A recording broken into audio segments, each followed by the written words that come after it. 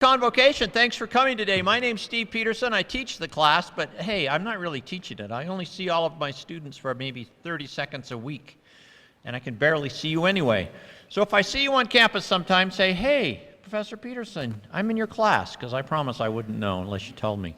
Remember, you can miss 2 convocations and still pass, but if you miss more than 2, you don't pass. I had someone say the other day, am I getting a C? I said, well, I don't know. That's pass-fail. There's no Cs. You either come to 12 of 14, or I think it's 11 of 13, but you can miss 2. I'm glad you didn't miss today's because it's going to be very good. Next week, we were scheduled to hear Pearl and the Band, a folk pop trio, all the way from New York. Bad news. Pearl was riding her bicycle in New York a couple of weeks ago, and someone opened the car door as she was driving by and knocked her off her bike and blew out her knee. She's had knee surgery. She's not going to make it. So instead, we're having the award-winning Snow College Commercial Music Ensemble. Now, this will be the only group on campus that is comprised of juniors and seniors because it's the 4-year students here in music. So I've heard they're great, and I hope you'll be here next week to hear them. Following that, the Living Legends, a multicultural music and dance group from BYU, will be here on their way to Arizona. Also important announcements. The Founders Day concert is tomorrow night. That's on your schedule. If it's not, you're certainly welcome to go to that for the music component of your credit for Convocation. That's at 7:30. It's free, but you need a ticket, so you might want to get a ticket today as you leave over at the ticket office. And the final play of the season begins next week, and tickets are $2. The play begins at 7:30 instead of 8, and that will be, tickets are available for that. It's suggested you get tickets early. Also, on the 11th of November, the Heart of Music concert will be here in the Eccles Center at 7:30. That's not on your schedule, but you're welcome to come to that particular concert. That's, I hear, is being promoted by the African American Club here at Snow College, and hope you'll enjoy coming to that, and you're welcome to count that for your music as well. I don't have my cell phone with me to take out and hold up and ask you to turn yours off, but let me remind you about your contract saying you won't use electronic devices during Convocation. I'll be in the foyer after if you have any questions about credit. We're trying to get printed up today and on the wall the credits that we have for your attendance to date. Some of you don't write your names clearly. Some of you don't write your names at all. So we need you to check that to make sure you're getting credit for Convocation. Now I've taken up too much time. Let me introduce the coach, the teacher, the wonderful person who is the director of the Snow College Forensics Program, Miss Melinda Biergard.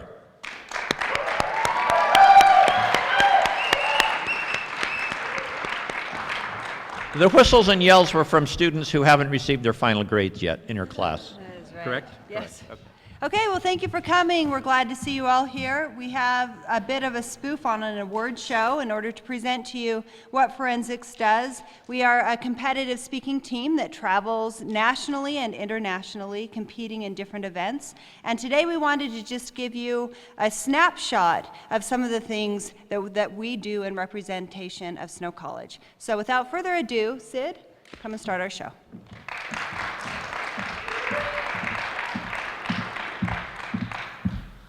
Welcome to the Snow Forensics Oscars. I am your host, Sydney Lisenby, and forensics is about education, communication, and competition. Our team competes all over the US. They've competed in Belgium, and they will compete in Paris on a national level. Today, we are going to be presenting some awards in Interps with Abby Wyatt, Platform Speaking with Carly Chapa, and finally, Debate with Kira Hancock. So, with no further ado, Abby Wyatt.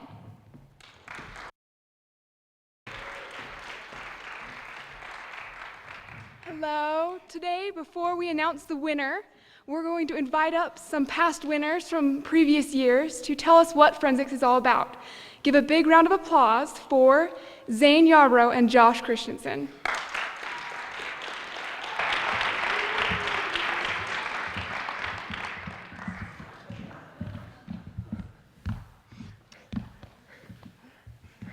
How you doing, Zane? I'm doing great. How you doing, Josh? You know, I can't complain. All right. So tell us what we're doing here today, Josh. We're going to be announcing the best interpreter. Yeah, the best interpreter. Yeah, It should have been me. It's okay. There's always next year. Thanks, Josh. I guess you're right. So tell us about the different types of interps. Okay. There's many different types of interp. There's dramatic interp, which you do your very best to make the judge cry or laugh, but mostly cry. And then there's prose, where you're telling a story, and there's poetry, where you tell a long poem or a series of poems mixed together. And there's duo, which I believe we are doing this year, which is two people performing together. And there's program of oral interpretation, which is kind of a mix of all of them. Yeah, and they all usually last about 9 to 10 minutes. Hey, Josh. It's that girl, Allie, I met at the Halloween dance. We totally made out. You broke my heart! It's okay. He's really emotional, and it's good to be emotional when doing an interp and not in a public environment like this. Okay, good. I'm good. I'm cool. I'm cool. I'm cool. But we use our emotion to express ourselves and to explain sensitive topics like racism, religion, and even love. What is love? Baby, don't hurt me. Don't hurt me. Ah! Okay, I'm cool. I'm cool. Okay, so let's announce the winner of the interp. Thank you, Josh and Zane. That was truly inspiring. It touched my soul. Now, for the moment we've all been waiting for. The person who walks best on sidewalks. The winner of this year's interp, Esau E. Williamson.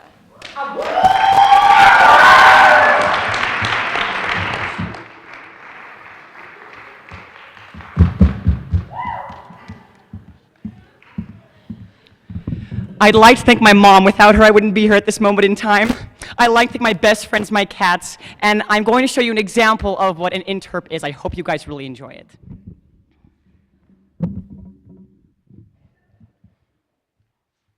Listen up, people. I am here, and I want to help.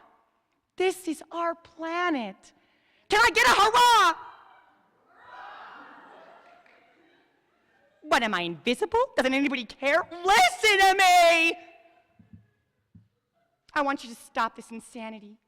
What do you think you're doing? And the planet is dying. Listen, I can't get a pulse.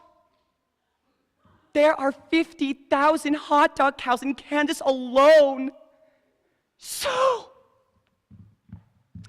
when those cows break wind, not only is it stinky, but it's cutting a hole in the ozone. Think of those hot dogs as 1 cubic foot of cow gas. Bon appetit. In your opinion, am I lucid or sane? So I'm not in danger to society or anything. Would you categorize me as a normal person? What is your opinion of my mental health? Sane or insane? Aristotle was quoted as once saying, "No great mind has ever existed without a touch of madness." Throughout history, we see that the geniuses, the artists, and the gifted were a little off. Einstein, Galileo, Mozart. All of the greats could have a mental illness as a probable question to the people who knew them that might have asked. Today, I will show you an example of what current geniuses might look like through sort of crazy lenses. Through the comedies, personal videos, and interviews of Jim Carrey on his website, truelife.com and YouTube, interviews by Greg Gutfeld on Fox News, Drew Hansen's article from Forbes magazine, and Natalie Walchover's article from LiveScience.com, I will present to you a program asking the question, do we really understand our cultural geniuses? I'd like to start my presentation off tonight with some observational humor. I hope you can identify with it. Hey, don't you hate when you're in bed with 3 women and the least attractive one whispers, "Save it for me"? Man, that's a drag. Well, that's what my life's like. Crazy things happen to me. One time when I was having an out-of-body experience, my body went to Vegas with all my credit cards, had some fling with a $500 a night hooker. But do you think I could explain that to my wife? No! Women see what they want to see.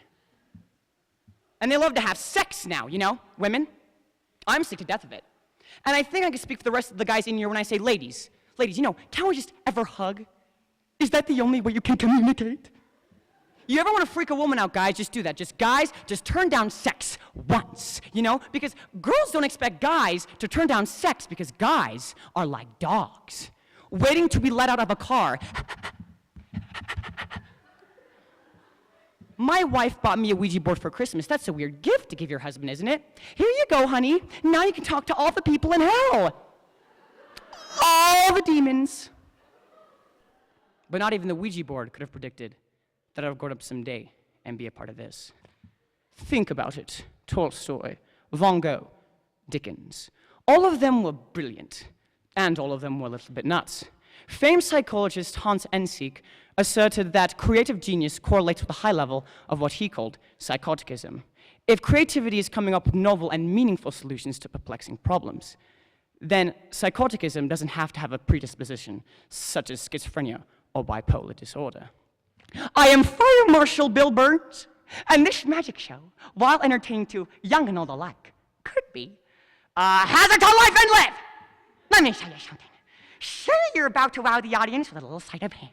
You go to tap your wrist with a magic wand when somebody else says, look, Siegfried and Roy just made a salami disappear. You pull out your magic machete instead, and before you know it, presto, herco. You're changing your name to David Chopperfield. A few months ago, I suddenly understood how thought was just an illusionary thing, and how thought is responsible for most, if not all, the suffering we feel. And then I thought I was looking at these thoughts from a different perspective, and I was thrown into this expansive, amazing feeling that I was bigger than myself, bigger than what I do, than who I am. And ever since that day, I've been trying to get back there. It's like riding a wave. Sometimes I'm on, sometimes I'm off. But I want to take as many people with me as I possibly can because this feeling is amazing.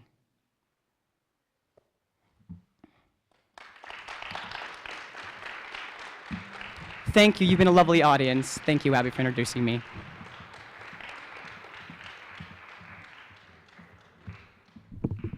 Thank you, Isai, for that touching performance. All right, so now we're going to have the award for Best in Platform. All right, so first, before we go any further, let's hear from some previous winners. Let's hear it for Heather Bone and Jenica Failner.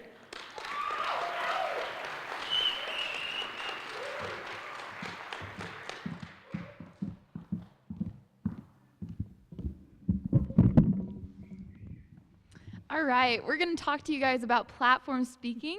Platform speaking is something that's widely recognized in the business world, in education, and life in general that we can all use.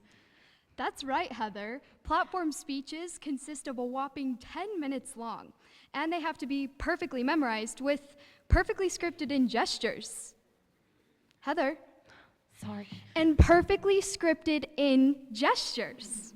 Moving on. There's 4 different types of platform speaking. There's informative speaking, where you take a cool and unique technology and you apply it to the future world. There's persuasive speaking, where you use a problem-cause-solution format to persuade. There's communication analysis, where you take a social movement and you apply a theory to it. And finally, there's after-dinner speaking, which is where you take a very serious topic and you make it funny.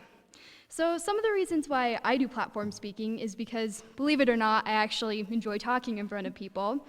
And it's also going to help me in my future career when I actually have to do public speaking. And it's taught me to work extremely hard. For me, platform speaking provides an opportunity for us to persuade and inform people on real-life topics like solitary confinement or the human cost of illegal animal trade, or post-traumatic stress disorder, or religion and social norms, or my personal favorite, graffiti as a means of communication. We spend hours and hours and sleepless nights researching, writing, revising, and memorizing in front of our mirrors all the time, over and over. Seriously, my roommates probably think I'm crazy and are sick of me telling them and urging them to stop the use of solitary confinement within the United States prison systems. But this is what platform speaking is all about. All right, thank you, ladies. Now, for what we've been waiting for. Yes, good job, round of applause. Okay, now for what we've been waiting for the last 3 minutes, the winner in Best in Platform goes to Haley Huntaker. There you go, Haley. All right, and now why don't you show us exactly what a platform speech looks like? All right, I will show you why I won this nice, awesome trophy. On February 7th, 2013, Carnival Triumph left the dock in Galveston, Texas, promising a week of luxurious vacation through the Caribbean. Just 3 days later, all of those promises came to a stinking end. Patrick Ketty, a senior marine investigator for the United States Coast Guard, said that it was one small engine fire that caused the whole ship to lose all function. It was a domino effect that started with the engine fire and ended with plumbing failures, which ultimately led to the Carnival Triumph being named the Poop Cruise. They even sometimes call it a week in encrusted hell, or the Hell Cruise. It's names like these that bring to light that both passenger and worker were put into awful conditions for 5 whole days. If we look to planes, trains, and automobiles, and virtually any other type of vehicle transportation within the United States, we see that there is both national and international inspections that must be met in order to be in operation. Cruise lines, however, are the exception to the rule, proving to be quite a stinky problem. Today, I will talk with you about the problems that occur by having no regulation and what we can be doing to have a good solution of how we can provide for good regulations. According to Dr. Ross Klein in November of 2012, he says that there were already 96 highly dangerous situations that happened while at sea. This number is very high, but what makes this number even more concerning is the fact that not all cruise lines report. The only reason why cruise lines do report is because a passenger reported, or it was simply too big to cover up. Look at the Costa Concordia that fell over right next to Greece. It's a little too big to shrug under the rug. But what we see from this is that cruise lines take advantage of the system. They know that nobody is checking back. What causes this to happen is that what Dr. Klein calls flags of convenience. Flags of convenience is simply when a cruise line takes its ships and registers them in a different country. The Carnival Triumph is a perfect example of this. If we look to the Carnival Triumph, it was a Bahamas Maritime Authority registered ship, meaning that they were in charge of the investigation and fixing anything that happened with the Carnival Triumph. However, we see that it was the United States Coast Guard that picked up and helped and carried out the investigation for the Carnival Triumph. So we see that the United States is putting a lot of money and a lot of time and effort into things that aren't even our duty to pick up. So why are we doing it? Simply the only reason why we are doing it is because those cruise ships are full of our passengers, and it is our responsibility to get our citizens home. So now that we've talked about the ocean of information that happens with the problems and what causes these problems to happen, let's now sink into some of the solutions that we can be doing today. First of all, never buy from Carnival Cruise Lines. But really, never, ever buy from Carnival Cruise Lines. Of the 8 worst cruise disasters reported in 2013, 4 of them were by Carnival Cruise Lines. That included the Titanic. So some of the worst incidences come from Carnival Cruise Lines. They're a profit-based company, so what we see from this is that any lack of profit that they see, they're going to want to get that back. And the only way that they're going to get that back is by providing for a safe ship. And then, once they provide for that, you can buy from Carnival Cruise Lines and have a good time. But until they prove that they have increased their safety standards, never buy from Carnival Cruise Lines. The second thing that you can be doing is lobby your individual legislators to pass the Passenger Protection Act. What this act has is what this act involves is a lot of provisions that we've talked about today. Simply, the main important one is that the United States then has jurisdiction from this bill to provide for any of its citizens on the cruise ships. So what this means is that the United States can then provide safety for their individual citizens that go out on these cruise ships. The reason why you, as an individual, have to lobby your legislator is because within 2013 alone, $3 million were already spent lobbying Congress by cruise lines. Obviously, they're trying to cover something up. Simply go and talk to your legislator, because us as constituents have a lot more power, because votes matter a lot more than money to an individual legislator.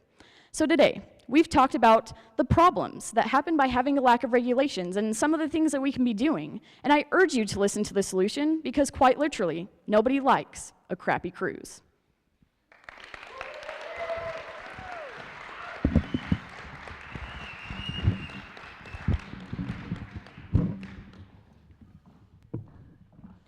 Thank you, Haley. That was absolutely wonderful. All right, now for the final award, the debate. There is a tie. We're going to bring up our wonderful captain, Nico Patterson, and his partner, Morgan Aldis. So they're going to debate, but let's make things really interesting. Let's get 2 volunteers from the audience. We're going to need a Republican and a Democrat. So can I have a Republican volunteer? Republican volunteer? How about you, the only one raising your hand? Right there. All right, now a Democrat? Can we have a Democrat? Right there. Come on. Okay. All right, and so our debate resolution is going to be why Republicans are better than Democrats.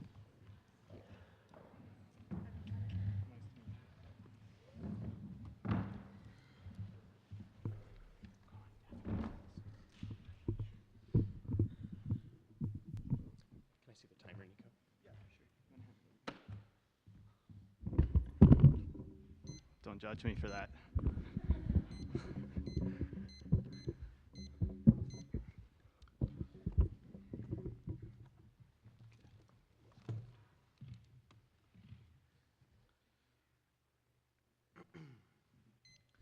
All right, Snow College, why are Republicans better than Democrats? This is going to be a very easy debate. First of all, let's discuss what Republicans exactly are. We contend that Republicans are the torchbearers of the American Republic. The Founding Fathers themselves believed in Republican values. Now, to get a better understanding of what that means, what is the definition of a Republican? Republican comes from the word republic, which is a specific form of government. According to the World English Dictionary, a republic is a constitutional system that guarantees rights and restrains governmental power.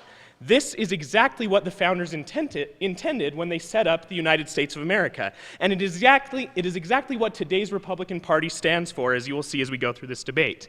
Also, the Republicans are superior because we believe in personal freedoms and constitutionality, such as the Second Amendment. Republicans stand for personal freedoms like the Second Amendment, while Democrats are seeking to disarm the citizenry, leaving us defenseless from their massively large growing government. Now, let's talk a little bit about how Republicans are more fiscally responsible.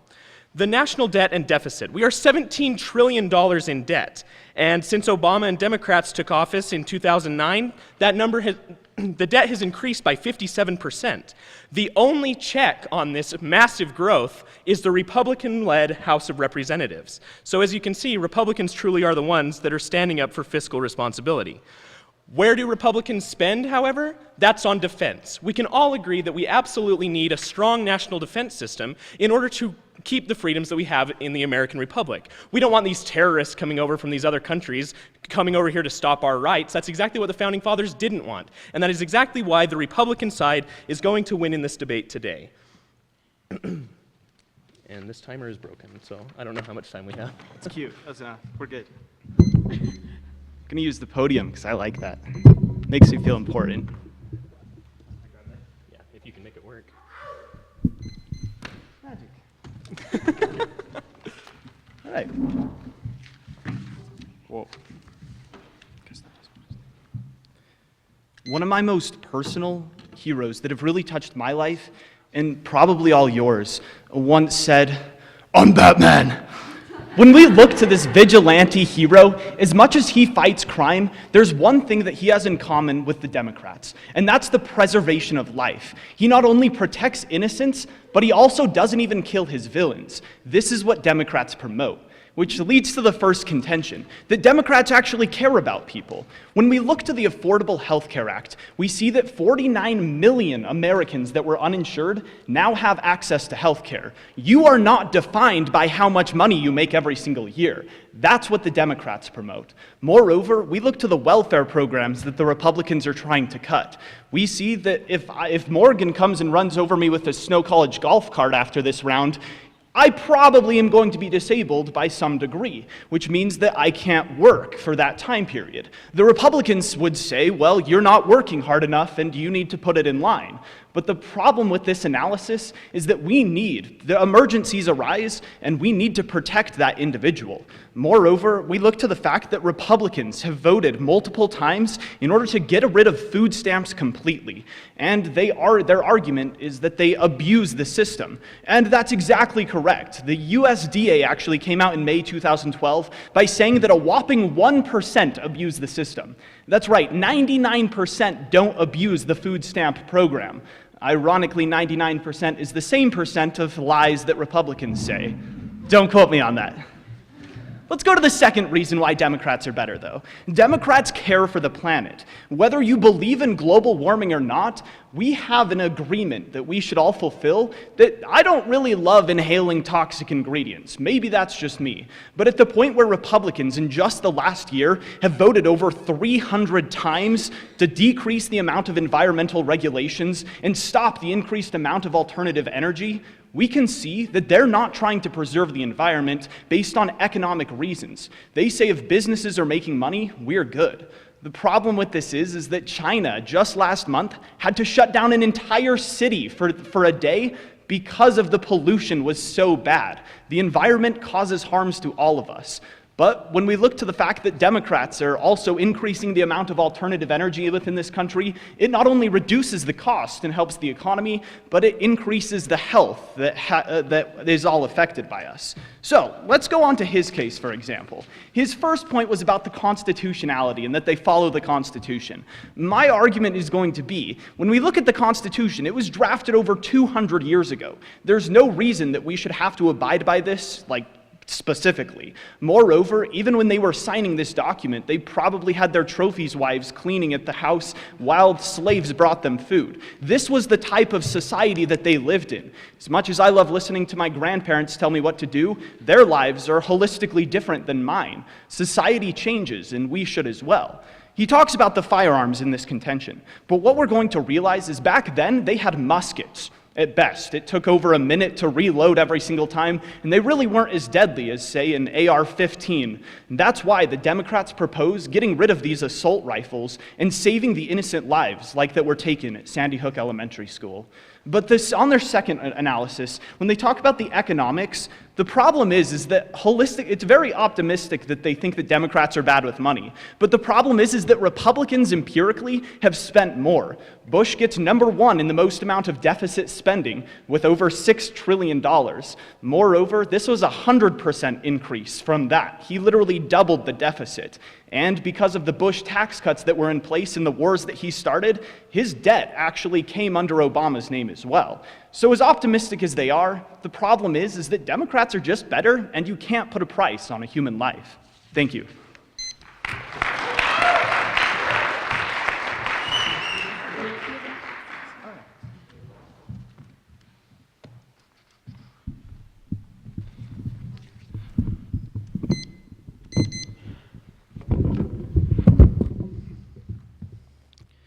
Morgan, how much is my life worth to you? Well, to me? To everyone. I'm not sure you could put a monetary value on human life itself. That's really interesting. So shouldn't we prioritize lives over, say, healthcare? When someone's literally going to die and they don't have the funds to it, do they deserve to die because they're poor? Oh, absolutely not. We have laws in this country that stop hospitals from turning people away because they can't afford it. Why would people go into a hospital if they don't have the money to do it? like I just said, we have laws that forbid the turning away of people just because they can't afford it. All right, so let's look at the Affordable Health Care Act. Do you agree that we should just help people just before this emergency comes up? Do you agree that we should help people? Oh, absolutely. We should all help people. That's awesome. So you should give me money if I'm disabled? Well, Can't work? if I'm the one that hit you with the golf cart, yes, I think I owe you some money for that. That's really cute. You probably shouldn't do that. All right, well, it looks like we're out of cross-ex time. You're up, Morgan. Thank you very much. Could you show me how this thing works? Oh, yeah. You just have to clear it. Yep, you're good. Excellent. Oh, wait. Oh, right. I'm going to cross-ex you now. Forgot about that. Ready.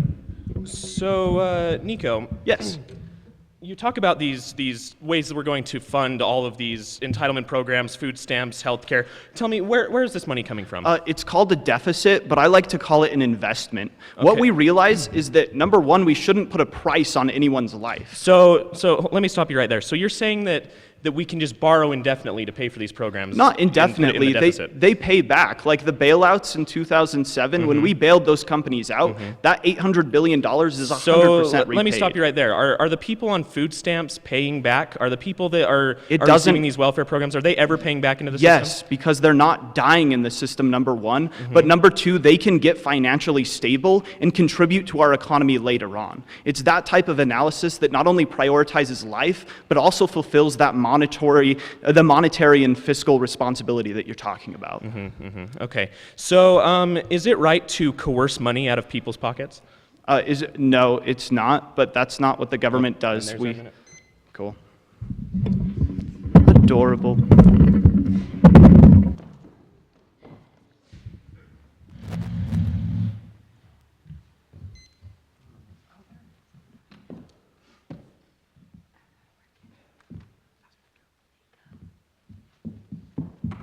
Oh, here you go. Have a good day.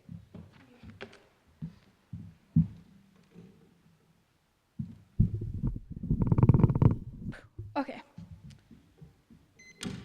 So the clear reason why Republicans are better is I want to kind of bring you into what Democrats think about his democratic values. So let's think about, well, how much does the Democrats actually value lives? Is it just our lives, or is it everybody else's in the world? Well, he never really clearly specified that, did he? So I'd like to bring him to a quote said by Obama.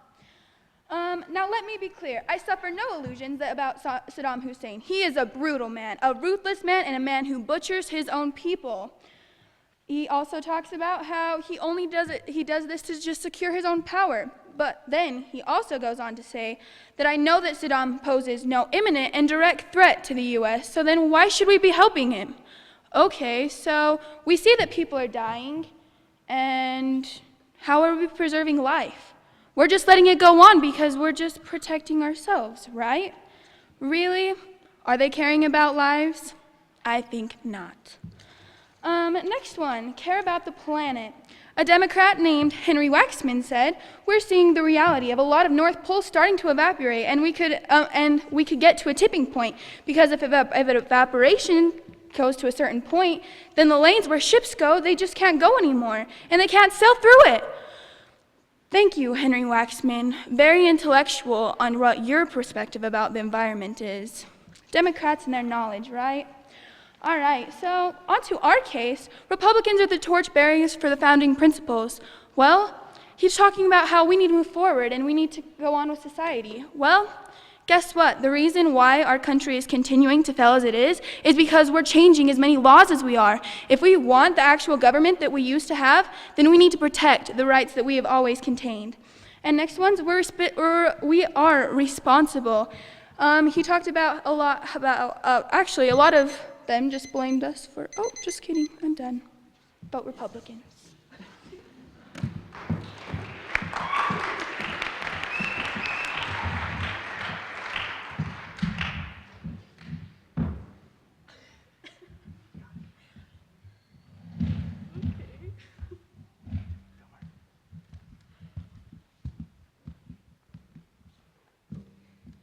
What's up, guys? Okay.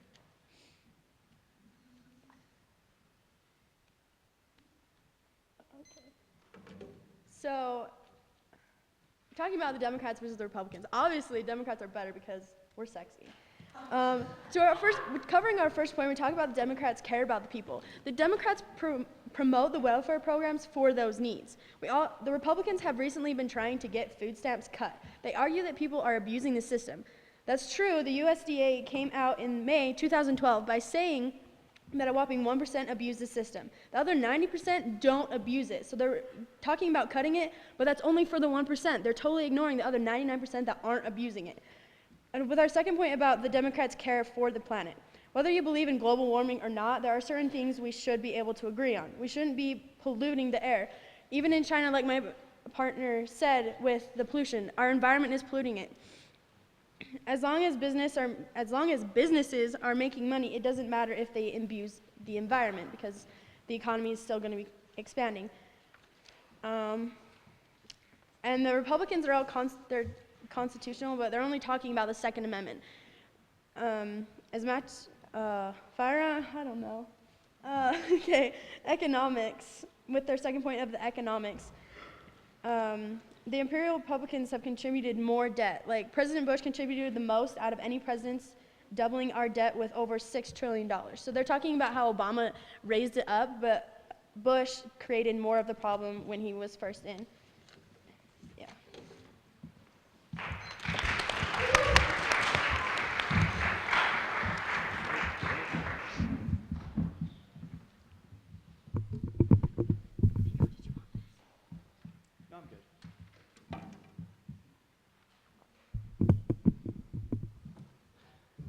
You guys are all from Utah, and I know that most of you probably disagree with me, but you shouldn't disagree with Batman, which is why we should preserve life today.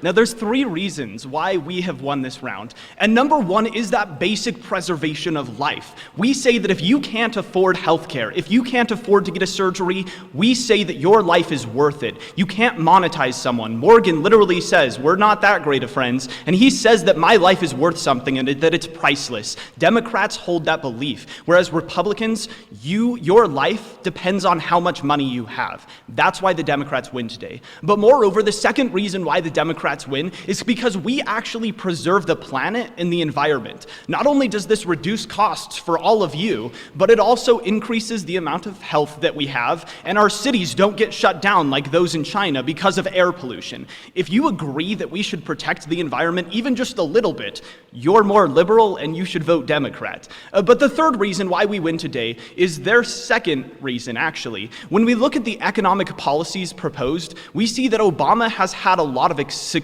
in reducing the unemployment rate, but moreover, they look at the sustainable growth for the future. When we see that these Republicans have increased the deficit more under the Bush era, and that those tax cuts and the wars that Bush started have actually fed over into under Obama's deficit name, we see that Republicans are actually worse with money. So today, not only are you voting us because Batman's cool and he preserves life, but because the environmental costs and also the economic costs here. We preserve life, money, and the environment. Vote Democrat.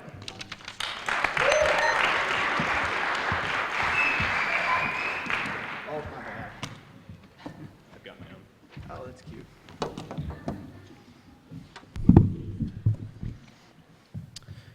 So thank you, Nico, for giving that really sweet analysis about Batman, but let's look at who Bruce Wayne really was and who he's likely to vote for. Is Bruce Wayne, as an extremely wealthy American, going to vote for a Democrat that's going to tax him to death, or is he going to vote for a Republican that's going to give him a break? Bruce Wayne is the perfect example of what we stand for as Republicans. He uses his own money to solve problems. He takes responsibility. He takes personal responsibility for some of the problems that were caused by the things his father did, and then uses his own money to go forth and fix those mistakes. No coercion needed, no taxation needed. So thank you for bringing up Bruce Wayne as the ideal of what a Republican is. So we've heard a lot of interesting arguments from the opposition side, but here is why you're going to vote for the Republicans today, aside from the fact that we're in San Pete County, Utah. Let's go just to the logistics of this. So they bring up these issues of economics, and they try to claim that most of the problems that we're seeing are from President Bush. Again, that's a classic example of Democrats pushing the blame on someone else. Barack Obama has been in power for several years now, and things are just getting worse. As we explained in the first speech that I made, the deficit has gone up 57% since the day that Barack Obama took office, and those are because of these massive spending programs, including Obamacare. You can't blame George Bush on Obamacare. Also, we hear these very sad sob stories about these cities in China being shut down because of pollution. I personally didn't know that Republicans are dumping their pollution in China. The point being that China is polluting China, so that's an argument that is completely irrelevant in today's debate. So remember that when you vote for the Republican side. Now, as much as I would love to run Nico over with a Snow College golf cart, I'd like to point out something very important that I said in our cross-examination. He said, should he be entitled to some help if such a thing happened? And I said yes, from me, because I was responsible for running him over. Democrats don't believe in personal responsibility. They believe in coercively prying money out of other people's hands and then spending it on other people. And Republicans, like I said, are willing to take personal responsibility. In fact, Republicans, according to a study in the New York Times in 2008, give twice as much to charity as Democratic households. So, while Democrats claim they care about the poor, they only care about the poor as long as it means they get to spend someone else's money. So let's keep our mind on that. So also Nico told this cute little story about trophy wives and slaves. I'd just like to point out the Republican Party was started in 1860 for the sole purpose of ending slavery. And when the Republican Party ended slavery, it was the Democratic Party that wrote the Jim Crow laws that ruled the South over the next more than 100 years. So clearly, all of his arguments fall on this side. You're going to vote Republican because we believe in personal responsibility, we believe in freedom, and we're in San Pete County, Utah. It would be a shame if the Republicans lost in this debate. Thank you very much.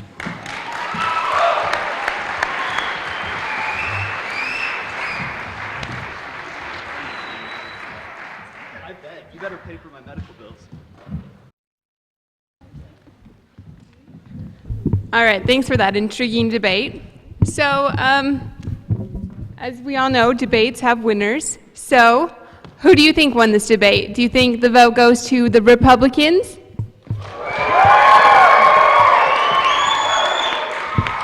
Or the sexy Democrats? All right, so raise your hand if you think the Republicans won. Or in other words, Bruce Wayne. And how about the Democrats? Batman. How many people like Batman? Batman votes Republican. Bruce Wayne votes Republican. Batman votes Democrat. All right, so there we have it. The Republicans win.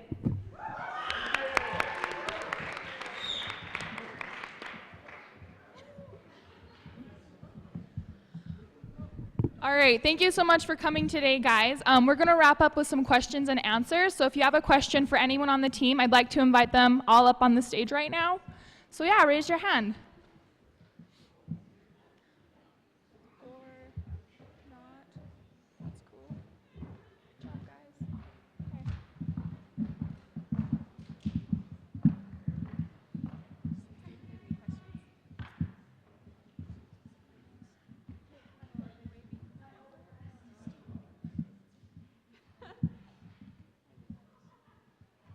All right, do you have any questions for this wonderful team?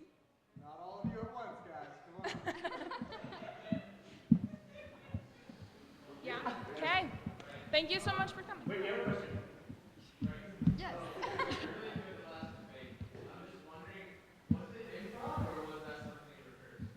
We made up the cases, so like the first speeches were rehearsed, and then it kind of went from there. And that's usually how debate is.